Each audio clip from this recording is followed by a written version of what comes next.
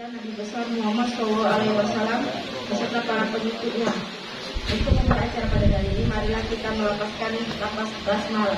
Bismillahirrahmanirrahim. Cara selanjutnya yaitu pembacaan. Waalaikumsalam warahmatullahi wabarakatuh.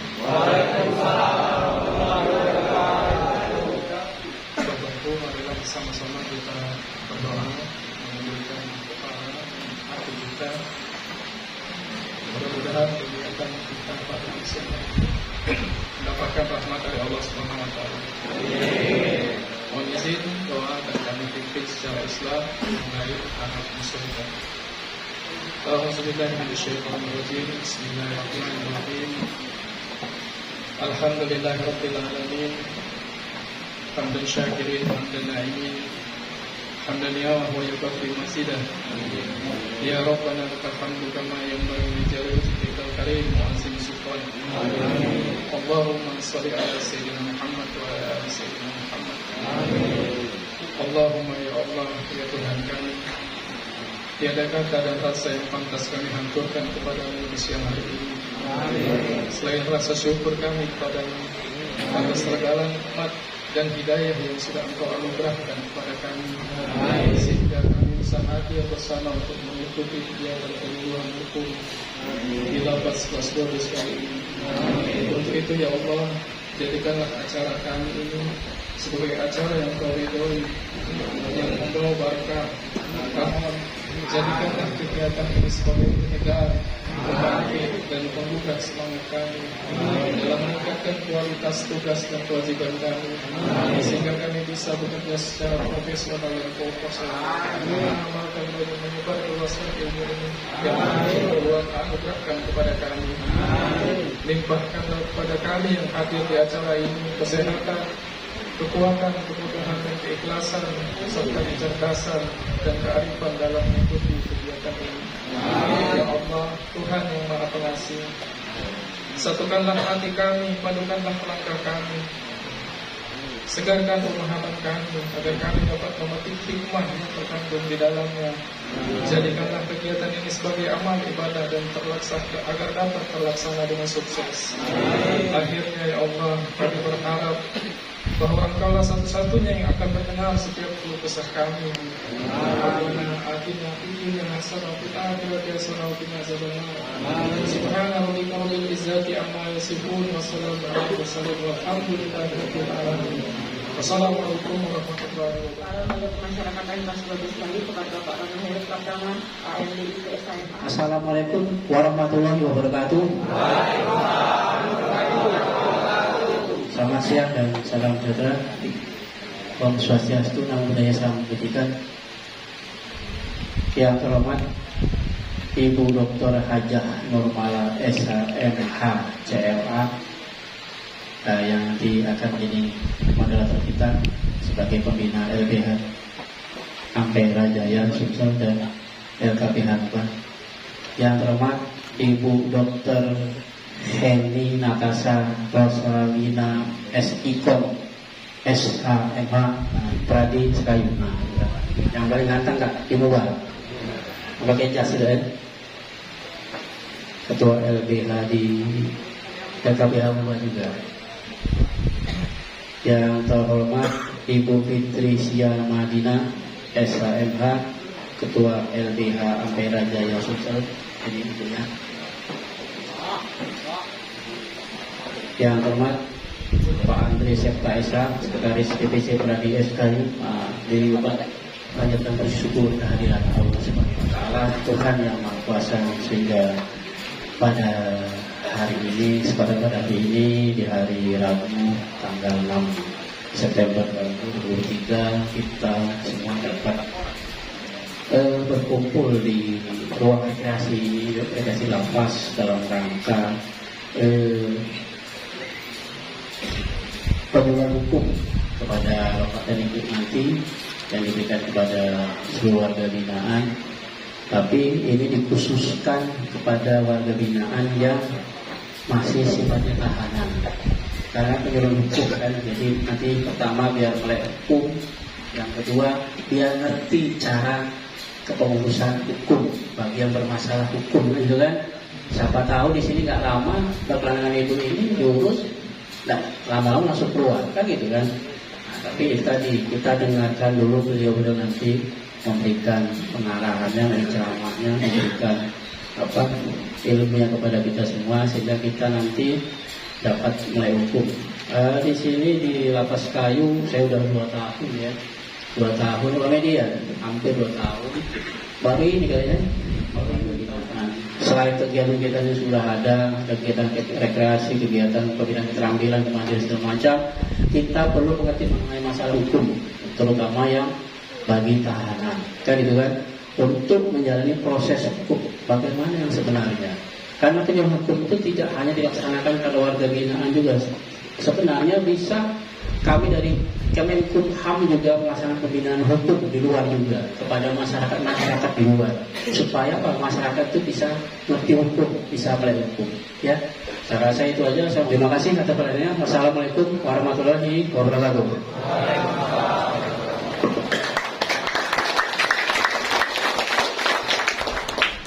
Assalamualaikum warahmatullahi wabarakatuh. Selamat siang para peserta penyuluhan hukum. Selamat siang Bapak-Bapak. Kelas 12 Kayu.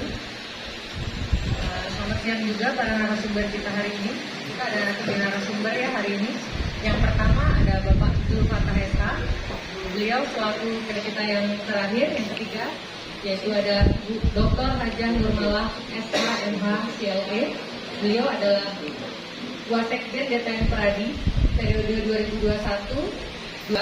Dan pada hari ini relatable-nya dalam acara ini adalah beliau adalah pembina LBH Ampera Jaya Sumsel.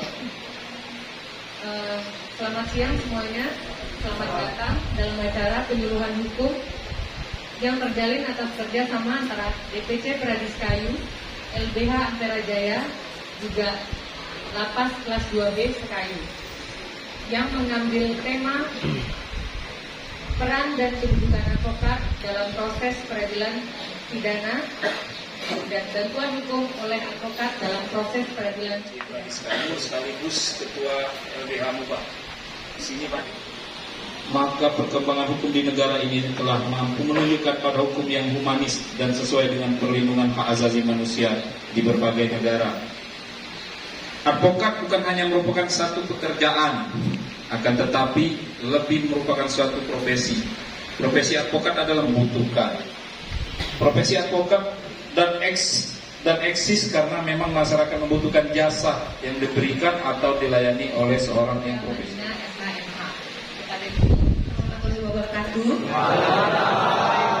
Sudah makan ya Pak, kayaknya semangat ya.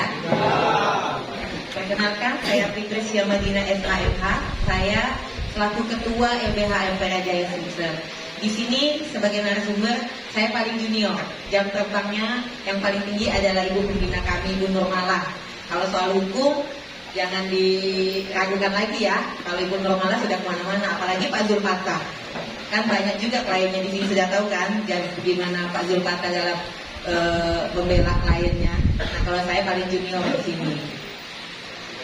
Tadi kan sudah disampaikan semuanya, tujuan, fungsi, bagaimana bantuan hukum dari advokat itu oleh Bapak Zulfatah. Jadi saya tinggal menambahkan sedikit saja ya.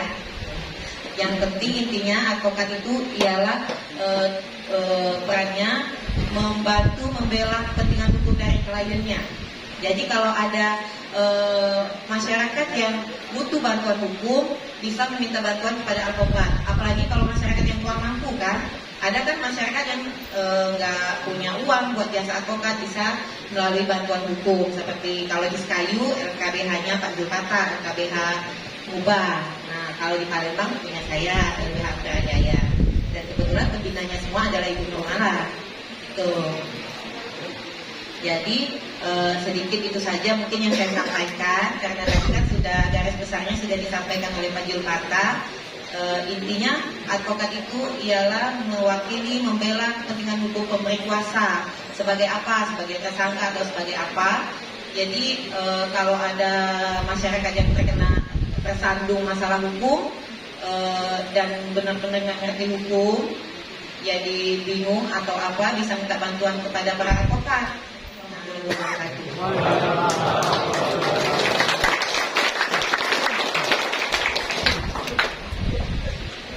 Oke, selanjutnya setelah kita dengarkan paparan dari narasumber kedua sebagai pelengkap dan penutup narasumber kita hari ini, mari kita dengarkan paparan dari Ibu Dr. Hajiah Nurmalah SHMA CLB kepada Ibu Pembina LBH Garajaya.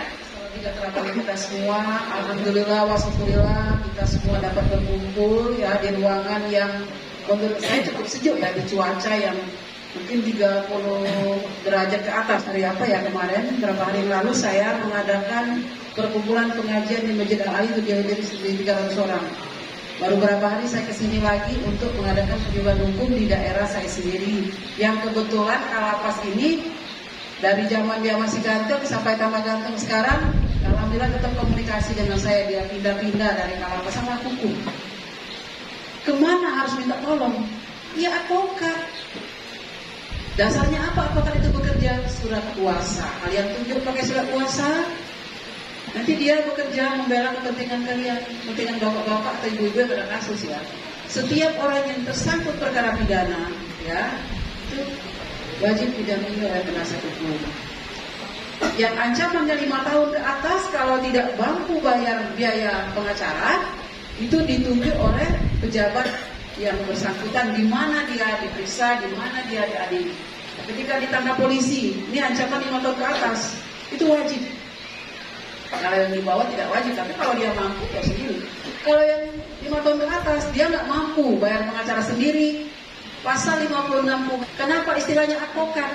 Karena sejak lahirnya undang-undang advokat lebih kepada istilahnya advokat. Kalau dulu sebelum lahir undang-undang advokat sudah pakai istilah penasihat hukum. Untuk menjadi advokat zaman saya jadi lawyer tahun 93. Nanti November nanti saya 30 tahun berkarir. Insya Allah saya akan launching 3 buku. Satu biografi saya 3 dekade menjadi advokat. Satu lagi tentang advokat. Kedua tentang disertasi saya tentang hapusnya kewenangan menteri pidana, revisi idam dan luarsa. 3 buku saya akan launching sekaligus. Di bulan November doakan saya sehat dan ada rezeki ya. Nah, kemana kita mencari kalau ada perkara? Jangan cari calo, jangan cari LSM, carilah pengacara. Tapi kadang-kadang orang-orang ini mindsetnya dalam pikiran itu pakai pengacara itu mahal.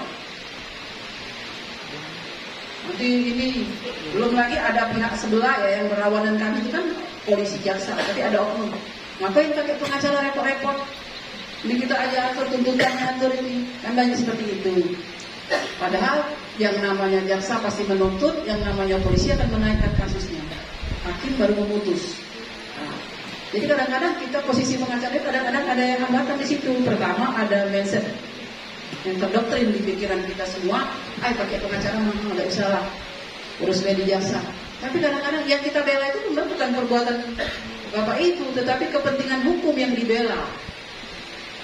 Bukan itu ya, bukan bukan perbuatannya yang dibela adalah kepentingan hukum. Maka kenapa pengacara bela perbuatan yang salah? Saya pernah bela kasus Transdidung.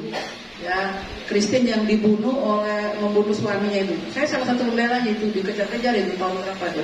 Tahun 98 atau tahun berapa di Kalimantan. Itu kasusnya viral. Tapi yang kita bela bukan perbuatan, tapi kepentingan hukum. Ada hak kalian yang harus dilindungi. Apa saja hak tersangka, apa saja hak terdakwaan. Pertama, apakah saya jasmani dan rohani? Yang kedua, pertanyaan selalu muncul dalam BAP, mengertikah sebab saudara diperiksa? Kalau bapak-bapak tidak mengerti, katakan saya belum mengerti masalah apa. Jadi dijelaskan oleh pemeriksa itu, harus dijelaskan. Jadi harus mendapatkan kejelasan yang sejelas-jelasnya tentang tuduhan apa yang dituduhkan kepada bapak-bapak atau ibu-ibu yang terkena kasus. Kemudian kalau dia mau ditangkap, kalian mau ditangkap, tanyakan mana surat tugasnya. Mana surat tugasnya ya? Pak, kalau Pak, saya mau ditangkap, kasusnya apa ya? Mana surat tugasnya? Jangan mau dibawa-bawa kalau nggak ada surat tugas. Mau digeledah juga jangan mau masuk tiba-tiba geradak polisi. Mana surat tugas kamu? Kalau mau geledah, mana surat geledah, izin geledahnya dari pengadilan? Apa? Kecuali dalam hal tertentu ya. itu pun dia harus tetap minta izin. Kalau dia mau menyita, begitu juga. Itu hak-hak kita semua, hak-hak tersangka yang diatur oleh undang-undang. Ini bukan kata normal, kata undang-undang. Kemudian keluarga orang yang ditahan itu harus mendapatkan surat tembusan. Ini kalian ditahan segini ya, ada nggak surat tembusan ke keluarga? Pemberitahuan penahanan bahwa yang bernama ini untuk keluarga ya, itu wajib diberikan. Kalau nggak diberikan bisa digugat pra-peradilan. Penetapan tersangka juga nggak asal tetapkan, minimal 2 alat bukti sah. Ini ada lagi pra-peradilan ada Jaya ya, orang dia masalah uang arisan, itu dipukul, dia banyak korban di sini dulu. Saya nggak tahu pasti jangan-jangan ini ya, bukan belum tentukan ya. Ada ditahan di sini. Itu ditahan juga, itu kita lagi terapkan. Sekarang ini ada peraturan lidik, nggak boleh lidik baru kalian dipanggil sebagai tersangka baru ditangkap. Nah kejadian di SKI baru-baru ini tanpa lidik langsung ditangkap di tingkat penyidikan polisi itu. Kemudian setelah ditahan, apa juga hak-hak dari tersangka? Berhak mendapatkan surat perintah penahanan, diberitahukan tentang pasal yang didakwakan, kemudian menghubungi dan menerima kunjungan.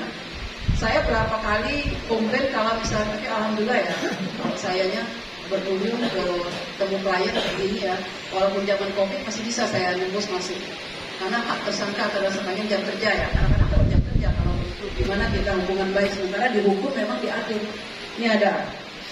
Kemudian menghubungi dan menerima kunjungan dokter. Kalau sakit kasih tahu Pak Ronald, jangan nanti meninggal dalam tahanan ya. Kasih tahu kalau sakit, kalian ada hak memang. Kasih tahu bagian petugasnya nih. Saya sakit harus kan ada dokter biasanya. Kayu merdeka ya, lapas kayu, lapas kayu.